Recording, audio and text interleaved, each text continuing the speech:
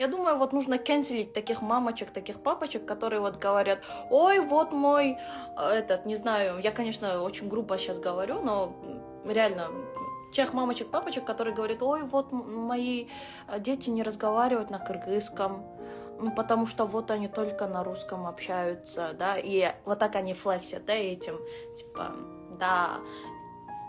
Чем вы гордитесь, я не понимаю, ну, типа, это, конечно, я сейчас очень грубо говорю, да, но, ну, не знаю, тогда у каждого разные ценности.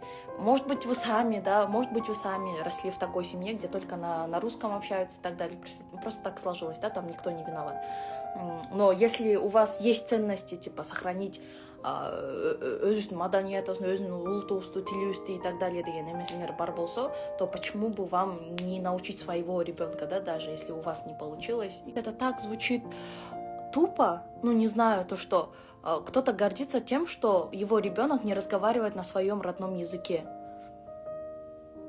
Толтура деле уже записывать этип канча деген минуттага сүйлөп койдум окшойт.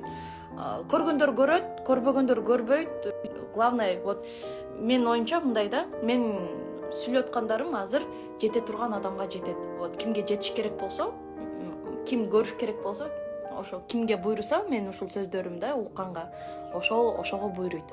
А калгандары өтүп деле кете беришет. Так что эч үмүтпейм, эч кайгырбайм, бирөө көрбөй и так далее. Типа, главное, я сказала.